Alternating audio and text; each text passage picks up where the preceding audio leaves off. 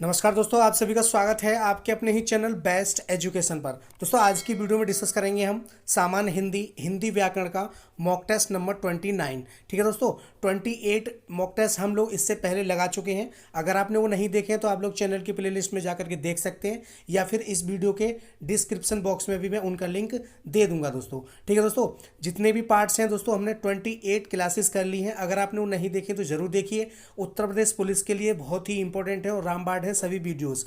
अगर आपने सारे वीडियोस सारे मॉक टेस्ट लगा लिए तो मैं गारंटी देता हूं कि आप लोग 37 में से 37 ही क्वेश्चन कंप्लीट करके आएंगे, क्योंकि दोस्तों प्रत्येक चैप्टर को हम कवर कर रहे हैं। ठीक है दोस्तों, प्रत्येक चैप्टर को कवर कर रहे हैं दोस्तों। क्वेश्चंस के साथ साथ दोस्तों हम कॉन्सेप्ट भी क्लियर करते चल रहे हैं। ठीक है दोस्तों, तो आज का वीडियो भी बहुत ही इंपॉर्टेंट है। 30 क्वेश्चंस को डिस्कस करेंगे, मॉक टेस्ट नंबर 29। ठीक है दोस्तों, आप लोग साथ में कॉपी और पेंसिल लेके बैठिएगा, जिससे कि जिस क्वेश्चन से संबंधित कॉन्सेप्ट होगा उसको भी हम क्लियर करते चलेंगे। ठीक है दोस्तों, बहुत ही इंपॉर्टेंट क्वेश्चंस का कलेक्शन है, प्रत्येक चैप्टर से आपको क्वेश्चन देखने के लिए मिलेगा। तो आज का वीडियो बहुत ही इंपॉर्टेंट है। ठीक है, कॉन्सेप्ट प्लस क्वेश्चंस, हमारा उद्देश्य यही है कि हम कॉन्सेप्ट को क्लियर कराएं क्वेश्चंस के माध्यम से। ठीक है दोस्तों, वैसे हम व्याकरण की क्लासेस भी चला रहे हैं। अगर आपने हिंदी व्याकरण जो कंटेंट की क्लास है दोस्तों वो नहीं देखी है तो आप लोग जाकर के ज़रूर देखिए। उसमें दोस्तों हमने 7 चैप्टर कवर कर लिए हैं। वो 7 बजे हमारी क्लास आती है। ठीक है दोस्तों, तो उसको भी आप लोग जाकर के ज़रूर देखिए। और दोस्तों हमारा मॉक टेस्ट जो रहता है वो 8:30 बजे रहता है। ठीक है दोस्तों, तो आज की वीडियो बहुत ही इंपॉर्टेंट है, तो वीडियो को लास्ट तक जरूर देखना। बहुत ही इंपॉर्टेंट क्वेश्चंस हैं। और दोस्तों आप लोग अपनी तैयारी को चेक कीजिए कि आप लोग 30 में से कितने क्वेश्चन को सही कर सकते हैं, और दोस्तों आपकी तैयारी किस लेवल तक पहुंच चुकी है। ठीक है दोस्तों, अच्छे से तैयार कीजिए और अपनी वर्दी को सुनिश्चित कीजिए, और दोस्तों अपनी तैयारी को एक नया आयाम दीजिए। ठीक है दोस्तों, अंतिम समय की तैयारी चल रही है दोस्तों, तो अच्छे से कर लीजिए। यही समय है, पढ़ लिए तो पूरी ज़िंदगी मज़े लोगे। ठीक है, चलिए देखते हैं क्वेश्चन नंबर 1। यह है दोस्तों क्वेश्चन नंबर 1 आपकी स्क्रीन पर। अर्थ के आधार पर शब्दों के कितने भेद हैं? अर्थ के आधार पर शब्दों के कितने भेद हैं दोस्तों? 6, 4, 3 या फिर 2? बताइए इनमें से कौन सा ऑप्शन हमारा सही हो जाएगा।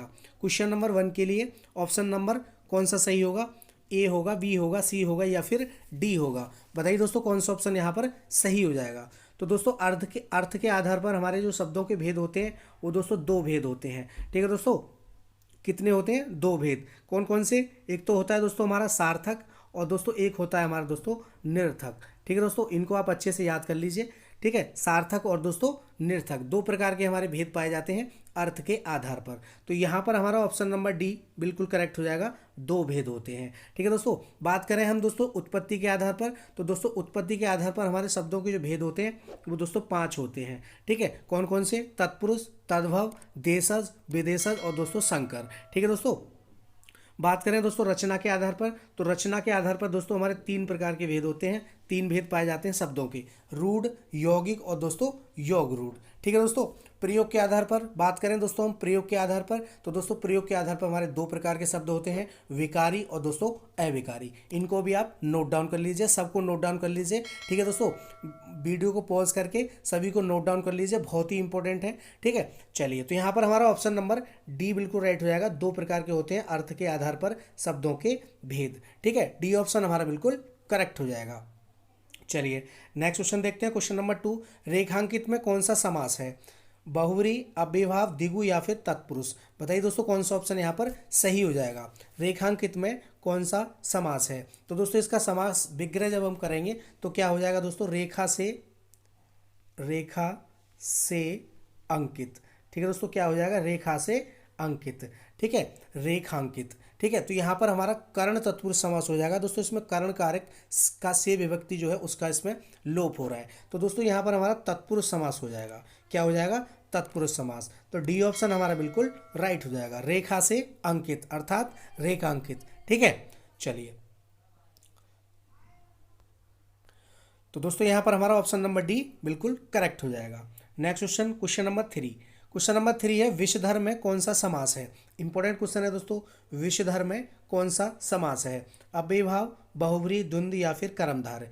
बताइए दोस्तों इनमें से कौन सा ऑप्शन हमारा सही हो जाएगा। विषधर में कौन सा समास है? तो दोस्तों यहाँ पर हमारा ऑप्शन नंबर बी बिल्कुल राइट हो जाएगा, बहुव्रीहि समास। ठीक है दोस्तों, विषधर में इसका जब हम दोस्तों समास विग्रह करेंगे तो क्या हो जाएगा? विष को धारण करने वाला अर्थात दोस्तों सर्प। ठीक है दोस्तों। विष को धारण करने वाला अर्थात सर्प। दोस्तों बहुव्रीहि समास में कोई भी पद प्रधान नहीं होता है, दोनों पद मिलकर के, दोनों ही पद में कोई भी पद प्रधान नहीं होता है, दोनों पद मिलकर के किसी तीसरे की ओर संकेत करते हैं। ठीक है दोस्तों, विष को धारण करने वाला अर्थात सर्प। तो यहाँ पर हमारा ऑप्शन नंबर बी बिल्कुल करेक्ट हो जाएगा, बहुव्रीहि समास। ठीक है दोस्तों, ऑप्शन बी बिल्कुल करेक्ट हो जाएगा। चलिए next question, question number 4। Question number 4 है गोधूम का तद्भव रूप है। दोस्तों गोधूम का तद्भव पूछा है हमसे, गोबर, गेहूं, गोदान या फिर गोदाम। बताइए दोस्तों इनमें से कौन सा ऑप्शन हमारा सही हो जाएगा। गोधूम का तद्भव पूछा है। ठीक है, तद्भव दोस्तों जो शब्द संस्कृत भाषा से परिवर्तित करके हिंदी में हम प्रयोग करते हैं वही हमारे तद्भव कहलाते हैं। ठीक है, तो यहाँ पर हमारा ऑप्शन नंबर बी बिल्कुल करेक्ट हो जाएगा, गेहूं। ठीक है दोस्तों, गोधूम का तद्भव क्या हो जाएगा, गेहूं हो जाएगा। ऑप्शन नंबर बी बिल्कुल करेक्ट हो जाएगा। Next question, question number 5। Question number 5 है निम्नलिखित में रूढ़ शब्द कौन सा है। हमसे पूछा है दोस्तों रूढ़ शब्द। रूढ़ शब्द क्या होते हैं, तो दोस्तों रूढ़ शब्द वे शब्द जिनके टुकड़े ना कर सकें। ठीक है दोस्तों, वे शब्द जिनके टुकड़े ना कर सके वही हमारे रूढ़ शब्द होते हैं। जैसे हाथ हो गया, कुत्ता हो गया, है ना, पानी हो गया, हाथी हो गया, पशु हो गया। ठीक है, तो यहाँ पर पूछा है हमसे रूढ़ शब्द कौन सा है, पशु, विद्यालय, समतल या फिर वाचनालय। बताइए इनमें से कौन सा ऑप्शन सही हो जाएगा। विद्यालय, विद्याधनालय, इसके भी टुकड़े हो सकते हैं, समतल, समधन, तल। ठीक है दोस्तों, वाचनालय, वाच्य धन, आलय। तो यहाँ पर हमारा ऑप्शन नंबर ए बिल्कुल करेक्ट हो जाएगा, पशु। पशु जो है दोस्तों ये हमारा कैसा शब्द है, रूट शब्द है, इसके टुकड़े नहीं हो सकते। तो यहाँ पर हमारा ऑप्शन नंबर ए बिल्कुल करेक्ट हो जाएगा। चलिए नेक्स्ट क्वेश्चन देखते हैं, क्वेश्चन नंबर 6। क्वेश्चन नंबर 6 है श, श, सा और दोस्तों हा किस वर्ग के व्यंजन है। बताइए दोस्तों इनमें से कौन सा ऑप्शन सही हो जाएगा। तालव्य, ऊष्म, अंतस्थ या फिर ओष्ठ।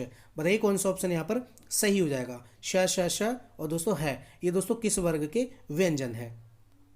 तो दोस्तों यहाँ पर हमारा ऑप्शन नंबर कौन सा सही हो जाएगा, ऑप्शन नंबर बी बिल्कुल राइट हो जाएगा, ऊष्म। ठीक है दोस्तों, ये ऊष्म वर्ग के व्यंजन है, तो यहाँ पर हमारा ऑप्शन नंबर बी बिल्कुल करेक्ट हो जाएगा। ऊष्म व्यंजनों की जो संख्या होती है वो दोस्तों हमारी 4 होती है। ठीक है, श, श, श और दोस्तों है, इनकी संख्या भी कभी कभी पूछ लेता है। ठीक है दोस्तों, ऊष्म व्यंजन कौन से होते हैं, जिन वर्णों को बोलते समय मुख द्वारा वायु तीव्र गति से रगड़ खाकर, ठीक है दोस्तों, रगड़ खाने की वजह से गर्म होकर निकलती है, वही हमारे क्या हो जाते हैं, ऊष्म व्यंजन हो जाते हैं। ठीक है, तो यहाँ पर हमारा ऑप्शन नंबर बी बिल्कुल करेक्ट हो जाएगा।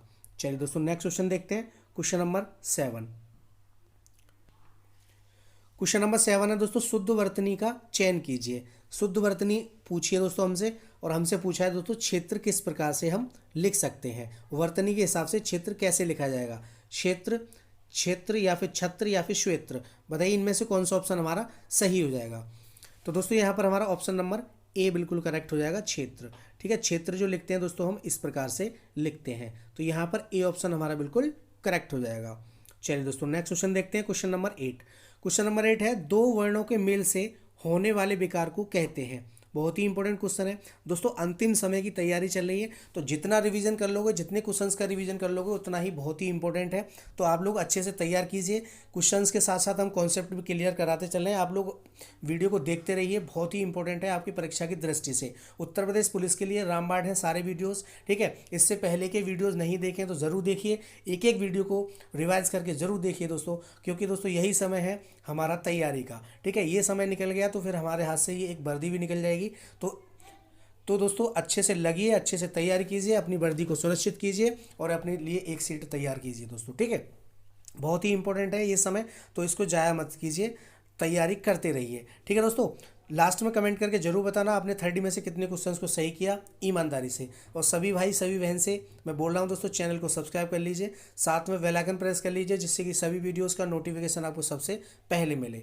और दोस्तों वीडियो के लिए अपने दोस्तों तक शेयर ज़रूर करना, दोस्तों में जितने भी ग्रुप हैं सब में समान रूप से शेयर ज़रूर करना दोस्तों। ठीक है दोस्तों, और वीडियो को लाइक कर दीजिए, लाइक नहीं किया हो तो। क्वेश्चन नंबर 8 है दो वर्णों के मेल से होने वाले विकार को कहते हैं, क्या कहते हैं दोस्तों, उपसर्ग कहते हैं, समास कहते हैं, संधि कहते हैं या फिर प्रत्यय कहते हैं। बताइए दोस्तों इनमें से कौन सा ऑप्शन हमारा सही हो जाएगा। तो दोस्तों यहाँ पर हमारा ऑप्शन नंबर सी बिल्कुल राइट हो जाएगा। क्या कहते हैं दोस्तों, संधि कहते हैं। ठीक है, दो वर्णों के मेल से होने वाले विकार को दोस्तों क्या कहा जाता है, संधि कहा जाता है। तो यहाँ पर सी ऑप्शन हमारा बिल्कुल करेक्ट हो जाएगा। संधि जो होती हैं वो दोस्तों हमारी 3 प्रकार की होती हैं, ठीक है दोस्तों, स्वर संधि, स्वर संधि, व्यंजन संधि और दोस्तों विसर्ग संधि। ठीक है दोस्तों, कौन सी? विसर्ग संधि। ठीक है, याद रखिएगा, बहुत ही इंपॉर्टेंट है। ठीक है, सारी की सारी। तो यहाँ पर हमारा ऑप्शन नंबर सी बिल्कुल राइट हो जाएगा। स्वर संधि के दोस्तों 5 भेद होते हैं, इनको भी आप अच्छे से याद कर लेना। मैंने प्रत्येक वीडियो में दोस्तों इनको मैं रिवाइज करा रहा हूँ। ठीक है, तो आप लोग अच्छे से इनको तैयार कर लेना। कौन कौन सी? गुण संधि, दीर्घ संधि, गुण संधि, वृद्धि संधि, यण संधि और दोस्तों अयादि संधि। ठीक है दोस्तों, इनको भी आप याद कर लीजिए, स्वर संधि के भेद। ठीक है, तो यहाँ पर सी ऑप्शन हमारा बिल्कुल करेक्ट हो जाएगा। Next question, question number 9। Question number 9 है, सर्वश्रेष्ठ रस किसे माना जाता है? सर्वश्रेष्ठ रस किसे माना जाता है? रौद्र रस, श्रृंगार रस, करुण रस या फिर वीर रस को? बताइए कौन सा ऑप्शन यहाँ पर सही हो जाएगा। सर्वश्रेष्ठ रस दोस्तों कौन सा है? तो दोस्तों यहाँ पर हमारा ऑप्शन नंबर बी बिल्कुल करेक्ट हो जाएगा, श्रृंगार रस। ठीक है दोस्तों, श्रृंगार रस जो होता है दोस्तों ये सर्वश्रेष्ठ रस माना जाता है। दोस्तों रसों की जो संख्या है, रसों की संख्या दोस्तों 9 है। ठीक है दोस्तों, 9 मानी जाती है। ठीक है, भरत मुनि के अनुसार, अगर भरत मुनि की बात आ जाए क्वेश्चन में, तो भरत मुनि के अनुसार दोस्तों रसों की संख्या 8 है। ठीक है दोस्तों, श्रृंगार रस का जो रूप है वो दोस्तों व्यापक है, उसमें दोस्तों करुण रस भी आ जाता है और आपका वेव, श्रृंगार और करुण रस, ठीक है, वेव रस। ठीक है, तो यहाँ पर हमारा ऑप्शन नंबर बी बिल्कुल करेक्ट हो जाएगा। ठीक है दोस्तों, तो श्रृंगार रस हो जाएगा सर्वश्रेष्ठ रस, तो ऑप्शन नंबर बी बिल्कुल करेक्ट हो जाएगा। चलिए नेक्स्ट क्वेश्चन देखते हैं, क्वेश्चन नंबर 10। क्वेश्चन नंबर 10 है, निम्नलिखित में से लुंठित वर्ण कौन सा है?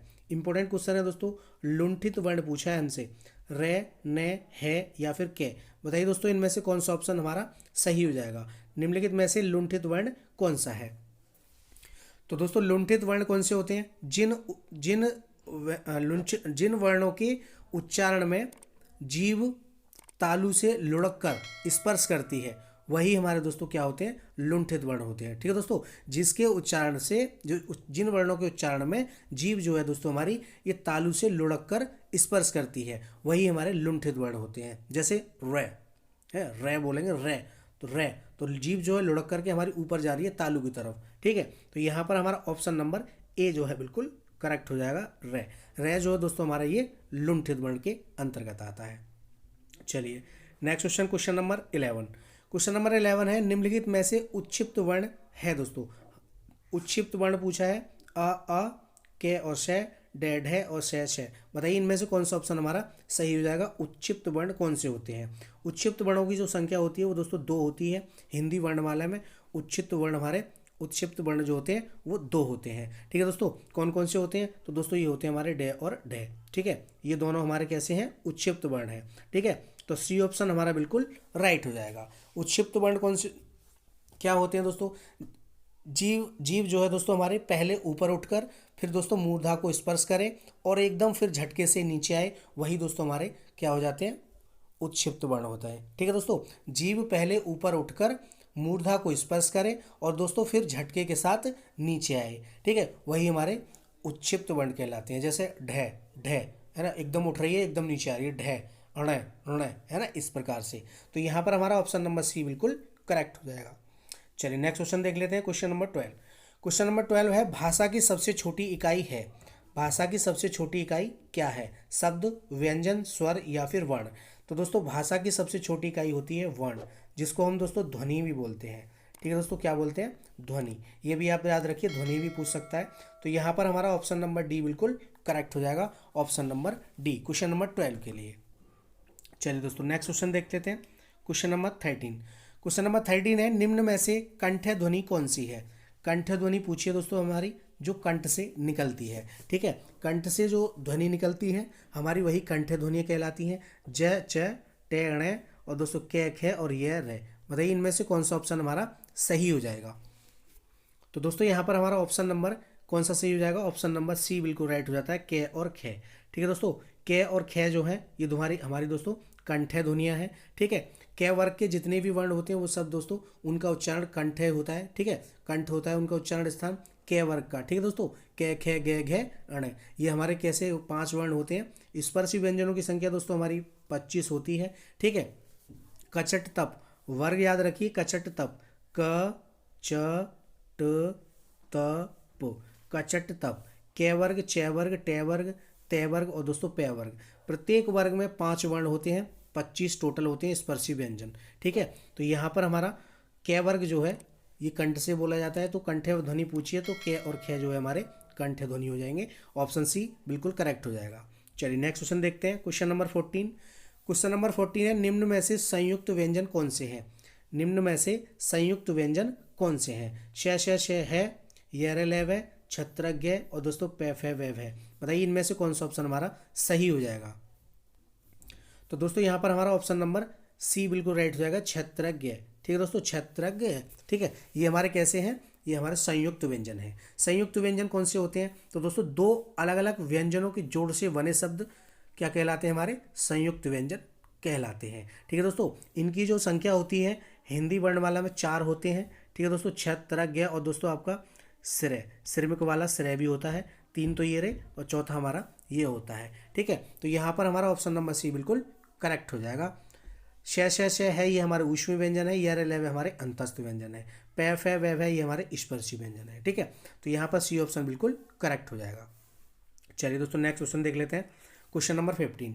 क्वेश्चन नंबर 15 है, वकील किस शब्द का, किस भाषा का शब्द है? सॉरी दोस्तों, वकील किस भाषा का शब्द है? फारसी, अरबी, तुर्की या फिर पुर्तगाली? दोस्तों ये हमारे विदेशी शब्द होते हैं जो दूसरे देश से हमारी हिंदी में प्रयुक्त हुए हैं। ठीक है, हम अपनी हिंदी में दूसरे देश की जो दूसरी भाषा के जो होते हैं उनको हम प्रयोग में लाते हैं, वही हमारे विदेशी शब्द होते हैं। ठीक है, दूसरे देश के अर्थात विदेशज मतलब दूसरे देश से आया हुआ। ठीक है, तो यहाँ पर हमारा कौन सा ऑप्शन सही हो जाएगा क्वेश्चन नंबर 15 के लिए? तो दोस्तों हमारा ऑप्शन नंबर बी बिल्कुल राइट हो जाएगा, अरबी भाषा का। ठीक है दोस्तों, वकील जो है दोस्तों ये अरबी भाषा का शब्द है। बी ऑप्शन हमारा बिल्कुल राइट हो जाएगा क्वेश्चन नंबर 15 के लिए। ठीक है दोस्तों, चलिए नेक्स्ट क्वेश्चन देख लेते हैं, क्वेश्चन नंबर 16 बहुत ही इंपॉर्टेंट है, रचना से है, साहित्य से है। क्वेश्चन नंबर 16 है, रंगभूमि उपन्यास के रचनाकार हैं। रंगभूमि दोस्तों किसकी रचना है? राजेंद्र यादव, रागे राघव और या फिर दोस्तों प्रेमचंद या फिर अमरकांत? बताइए इनमें से कौन सा ऑप्शन हमारा सही हो जाएगा? रंगभूमि दोस्तों किसकी रचना है? रंगभूमि उपन्यास है, इसके रचनाकार पूछा है हमसे। तो दोस्तों यहाँ पर हमारा ऑप्शन नंबर सी बिल्कुल राइट हो जाएगा, प्रेमचंद। ठीक है दोस्तों, कौन है? प्रेमचंद। ठीक है, याद रखिएगा, बहुत ही इंपॉर्टेंट है। और दोस्तों प्रेमचंद की अदर जो रचना है, गबन हो गया, वरदान हो गया, प्रेमा हो गया, करमभूमि, गोदान, सेवा सदन, निर्मला, कायाकल्प, मंगलसूत्र जो कि अपूर्ण है, अधूरा है, प्रतिज्ञा, प्रेमाश्रम। ये भी आप इनको अच्छे से याद रखिए, बहुत ही इंपॉर्टेंट है सारे के सारे। इनमें से कोई सा भी पूछ लिया जाएगा तो आप लोग आराम से कर आएंगे, इनको नोट डाउन कर लीजिए। ठीक है, तो रंगभूमि जो है दोस्तों ये प्रेमचंद का है, ऑप्शन सी बिल्कुल करेक्ट हो जाएगा। चलिए दोस्तों नेक्स्ट क्वेश्चन देख लेते हैं। प्रत्येक चैप्टर से आपको क्वेश्चन देखने के लिए मिलेगा, तो टेस्ट बहुत ही इंपॉर्टेंट है, ज़रूर लगाइएगा, अपनी तैयारी को ज़रूर पक्की कीजिए, बहुत ही अच्छी कीजिए। ठीक है दोस्तों, मेरा उद्देश्य आप लोगों के लिए वर्दी है, वर्दी लेकर आया है इस बार दोस्तों आप। क्वेश्चन नंबर 17 है, धरती का पर्यायवाची शब्द है। धरती का पर्यायवाची पूछा है हमसे, लघु, कमान, नाथ या फिर वसुधा? तो दोस्तों यहाँ पर हमारा ऑप्शन नंबर डी बिल्कुल करेक्ट हो जाएगा, वसुधा। ठीक है दोस्तों, धरती का पर्यायवाची क्या है? वसुधा। ठीक है, ऑप्शन डी बिल्कुल करेक्ट हो जाएगा। चलिए दोस्तों नेक्स्ट क्वेश्चन देख लेते हैं, क्वेश्चन नंबर 18। क्वेश्चन नंबर 18 है, निम्नलिखित में भाववाचक संज्ञा है। भाववाचक पूछिए, शत्रुता, वीर, मनुष्य या फिर गुरु? बताइए दोस्तों कौन सा ऑप्शन यहाँ पर सही हो जाएगा? तो दोस्तों यहाँ पर हमारा ऑप्शन नंबर ए बिल्कुल राइट हो जाएगा, शत्रुता। शत्रुता जो है दोस्तों ये हमारी भाववाचक संज्ञा है, ए ऑप्शन बिल्कुल राइट हो जाएगा। संज्ञा के दोस्तों 5 भेद होते हैं, व्यक्तिवाचक, जातिवाचक, भाववाचक, द्रव्यवाचक और दोस्तों समूहवाचक। ठीक है, ये भी आप याद रखिएगा। तो यहाँ पर हमारा ऑप्शन नंबर ए जो है बिल्कुल राइट हो जाएगा। कैसी है दोस्तों? भाववाचक संज्ञा। भाववाचक संज्ञा क्या होती है? किसी भाव, गुण, दशा आदि का ज्ञान या फिर बोध कराने वाले शब्द ही हमारे भाववाचक संज्ञा के अंतर्गत आते हैं। तो यहाँ पर ए ऑप्शन बिल्कुल करेक्ट हो जाएगा। चलिए दोस्तों नेक्स्ट क्वेश्चन देखते हैं, क्वेश्चन नंबर 19। क्वेश्चन नंबर 19 है, सृष्टि का विलोम शब्द है। सृष्टि का विलोम शब्द क्या है? मरण, प्रलय, वृष्टि या फिर मोक्ष? बताइए दोस्तों कौन सा ऑप्शन यहाँ पर सही हो जाएगा क्वेश्चन नंबर 19 के लिए? दोस्तों वीडियो को लाइक कर दीजिए और ज़्यादा से ज़्यादा दोस्तों में शेयर कर दीजिए, सेशन को, क्लास को शेयर ज़रूर करें, दबा के शेयर करें। ठीक है, लाइक और सब्सक्राइब करने का कोई भी पैसा नहीं जाता है, निःशुल्क है। तो प्लीज़ आप लोग सब्सक्राइब करें और लाइक करें। चैनल पे पहली बार है तो चैनल को सब्सक्राइब कर लीजिए, और जो लोग हमसे जुड़े हुए हैं उनके लिए थैंक यू। ठीक है, उनका बहुत बहुत धन्यवाद। ठीक है दोस्तों, चैनल को सब्सक्राइब कर लो, साथ में बेल आइकन प्रेस कर लो, जिससे कि सभी वीडियोस का नोटिफिकेशन आपको सबसे पहले मिले। तो दोस्तों, सृष्टि का जो विलोम होता है वो दोस्तों प्रलय होता है। क्या होता है दोस्तों? प्रलय। ठीक है दोस्तों, क्या होता है? प्रलय। ऑप्शन बी बिल्कुल करेक्ट हो जाएगा। चलिए दोस्तों, नेक्स्ट क्वेश्चन देखते हैं। Question number 20। क्वेश्चन नंबर 20 है, पवित्र में प्रयुक्त संधि का नाम है दोस्तों। पवित्र में कौन सी संधि है? यण संधि, गुण संधि, अयादि या फिर वृद्धि संधि? बताइए दोस्तों कौन सा ऑप्शन सही हो जाएगा। स्वर संधि के 5 भेद होते हैं। ठीक है दोस्तों, स्वर संधि के 5 भेद होते हैं। वृद्धि संधि, गुण संधि, यण संधि, अयादि और आपकी दीर्घ संधि। ये 5 प्रकार की होती हैं हमारी स्वर संधियाँ, इनको आप याद रखिए। संधि जो होती है वो 3 प्रकार की होती हैं। पवित्र का पूछा है दोस्तों, पवित्र का हो जाएगा अयादि संधि। ठीक है दोस्तों, कौन सी हो जाएगी? अयादि संधि। सी ऑप्शन हमारा बिल्कुल करेक्ट हो जाएगा। Next question, question number 21। Question number 21 है, ऋजुता का सही विलोम है दोस्तों। ऋजुता का विलोम शब्द पूछा है हमसे, कौन सा ऑप्शन सही हो जाएगा? टेढ़ापन, वक्रता, बांकापन या फिर तिरछापन? बताइए कौन सा ऑप्शन यहाँ पर सही हो जाएगा। ऋजुता का विलोम, ऋजुता का विलोम दोस्तों क्या होगा? तो दोस्तों यहाँ पर हमारा ऑप्शन नंबर बी बिल्कुल राइट हो जाएगा, वक्रता। ठीक है दोस्तों, ऋजुता का सही विलोम जो होगा वक्रता होगा। तो यहाँ पर हमारा ऑप्शन नंबर बी बिल्कुल करेक्ट हो जाएगा। प्रत्येक चैप्टर से क्वेश्चन देखने के लिए मिलेंगे, बहुत ही कॉम्बो पैक करा रहा हूँ, तो आप लोग लगे रहिए, बस मेरा साथ देते रहिए, मैं आपका साथ देता रहूँगा। क्वेश्चन नंबर 22 है, जो पसीने से उत्पन्न हो के लिए उपयुक्त शब्द है दोस्तों। जो पसीने से उत्पन्न हो, ठीक है, इसके लिए हमें दोस्तों एक शब्द चुनना है। शब्द समूह के लिए एक शब्द चुनना है। स्वयंभू, जरायुज, स्वदेश या फिर अंडज? बताइए इनमें से कौन सा ऑप्शन हमारा सही हो जाएगा। जो पसीने से उत्पन्न हो, क्वेश्चन नंबर 22। तो दोस्तों जो पसीने से उत्पन्न हो के लिए दोस्तों उपयुक्त शब्द जो होगा क्या होगा दोस्तों? विदेजज होगा। सॉरी दोस्तों, स्वेदज। ठीक है दोस्तों, क्या हो जाएगा? स्वेदेज, स्वदेश, स्वदेश। ठीक है, ऑप्शन सी बिल्कुल करेक्ट हो जाएगा, स्वदेश हो जाएगा। चलिए नेक्स्ट क्वेश्चन देखते हैं। Question number 23। क्वेश्चन नंबर 23 है, साखी का मूल तत्सम शब्द क्या है? साखी का मूल तत्सम शब्द पूछा है हमसे, क्या होगा? शिक्षा, साक्षी, सखी या फिर इनमें से कोई नहीं? बताइए दोस्तों कौन सा ऑप्शन यहाँ पर सही हो जाएगा। साखी का मूल तत्सम शब्द पूछा है। तत्सम शब्द कौन से होते हैं? तो दोस्तों तत्सम शब्द वे शब्द होते हैं जो संस्कृत भाषा के ज्यों के त्यों बिना रूप परिवर्तित किए ज्यों के त्यों हिंदी में हम प्रयुक्त करते हैं, प्रयोग होते हैं, उन्हीं को दोस्तों हम तत्सम शब्द कहते हैं। संस्कृत भाषा के होते हैं ये आप याद रखिएगा। तो साखी का मूल तत्सम शब्द दोस्तों साक्षी होगा। क्या होगा? साक्षी। तो यहाँ पर हमारा ऑप्शन नंबर बी बिल्कुल राइट हो जाएगा, साक्षी। ठीक है दोस्तों, ऑप्शन बी बिल्कुल करेक्ट हो जाएगा। चलिए next question, question number 24। Question number 24 है, हिंदी का कौन सा प्रेमाख्यान कवि एक आंख का काना था? इंपॉर्टेंट क्वेश्चन है दोस्तों। हिंदी का कौन सा प्रेमाख्यान कवि एक आंख का काना था? एक आंख से मतलब काना था। ठीक है, ईश्वरदास, शेख नवी, कुतवन या फिर जयसी? बताइए दोस्तों इनमें से कौन सा ऑप्शन हमारा सही हो जाएगा। हिंदी का प्रेमाख्यान कवि जो दोस्तों एक आंख से काना था कौन है? तो दोस्तों यहाँ पर हमारा ऑप्शन नंबर डी बिल्कुल राइट हो जाएगा, जायसी। ठीक है दोस्तों, जायसी जो है ये दोस्तों एक आंख से काने थे। ठीक है, ऑप्शन डी बिल्कुल राइट हो जाएगा। ठीक है दोस्तों, हिंदी के प्रेमाख्यान कवि जायसी एक आंख थे, एक आंख से दोस्तों काने थे। तो यहाँ पर हमारा ऑप्शन नंबर डी बिल्कुल करेक्ट हो जाएगा। पूछा हुआ क्वेश्चन है, ये बहुत ही इंपॉर्टेंट है, यूपी टेट में पूछा हुआ क्वेश्चन है, तो आप लोग अच्छे से इसको तैयार कर लीजिएगा। ठीक है, चलिए नेक्स्ट क्वेश्चन देखते हैं। Question number 25। क्वेश्चन नंबर 25 है, कवि शब्द में कौन सी संज्ञा है? बहुत ही इंपॉर्टेंट क्वेश्चन है। व्यक्तिवाचक, जातिवाचक, द्रव्यवाचक या फिर भाववाचक? बताइए दोस्तों कौन सा ऑप्शन यहाँ पर सही हो जाएगा।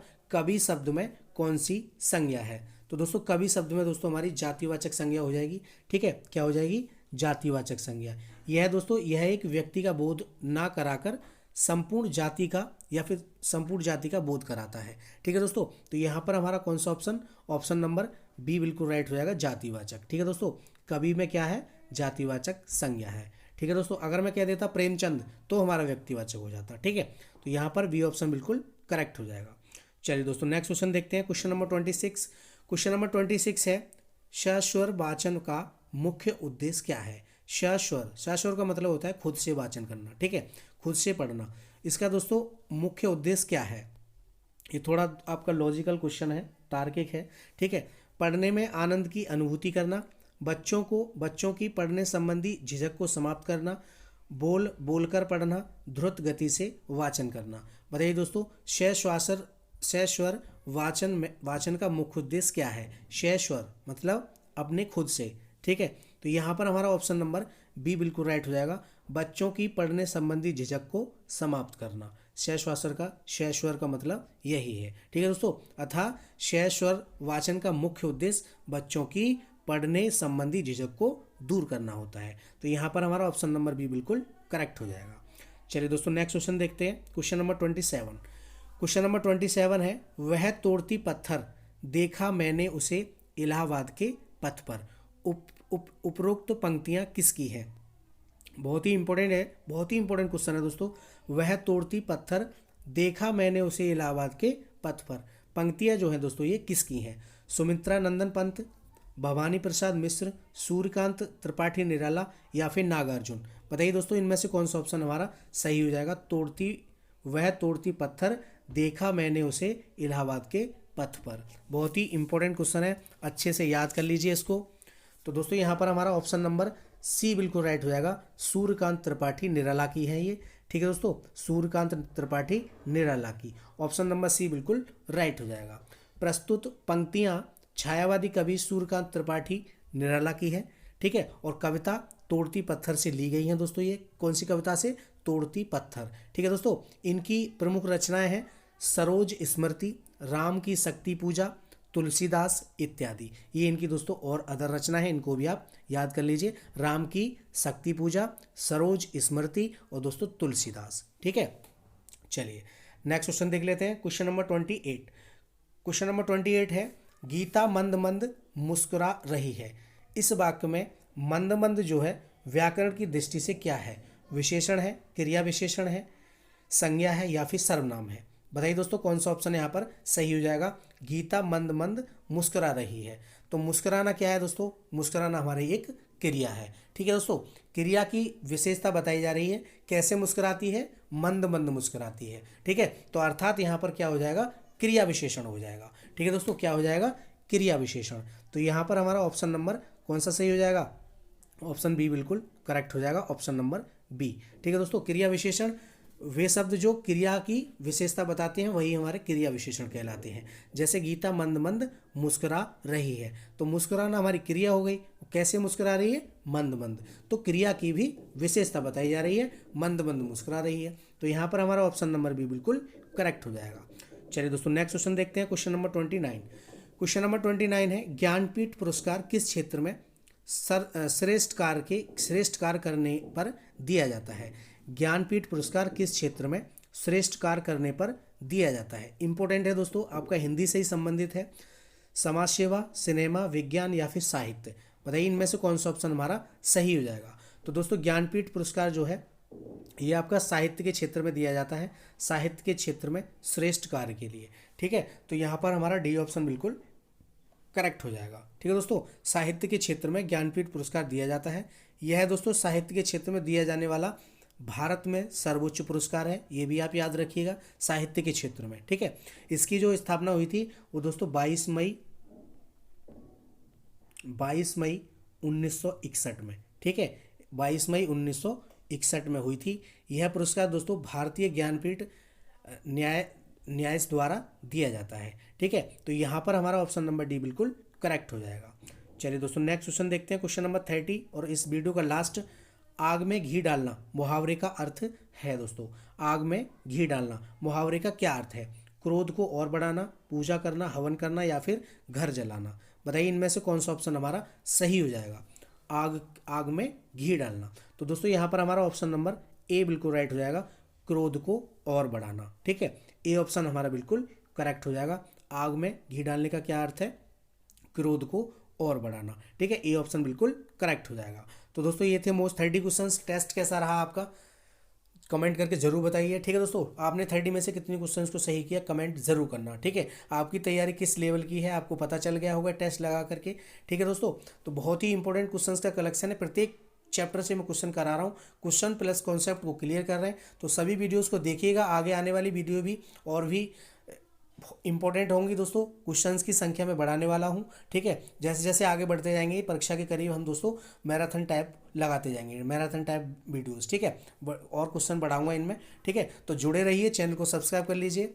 चैनल पे पहली बार है तो सब्सक्राइब कर लो, बहुत ही इंपॉर्टेंट है सभी परीक्षाओं के लिए। वैसे आप किसी भी परीक्षा की तैयारी कर रहे हैं जहाँ भी हिंदी पूछी जाती है, सभी के लिए बहुत ही इंपॉर्टेंट है। सभी वीडियो कोई भी देख सकता है, कॉमन है, यही चैप्टर पूछे जाते हैं। चाहे SSC GD हो गया, उत्तर प्रदेश टेट का एग्ज़ाम हो गया, एस्टेट वाले हो गया दोस्तों, पुलिस के जितने भी एग्ज़ाम हैं, SI हो गया, RO हो गया, है ना, सभी के लिए इंपॉर्टेंट है। सभी देखिए, सभी जुड़िए, चैनल को सब्सक्राइब कीजिए, अपने दोस्तों में भी शेयर कीजिए, बताइए दोस्तों को सर हिंदी पढ़ाते हैं बहुत ही अच्छा। ठीक है, तो यहाँ पर हमारा ये टेस्ट यहीं ख़त्म होता है। इस टेस्ट में इतना ही, मिलते हैं अगली वीडियो में।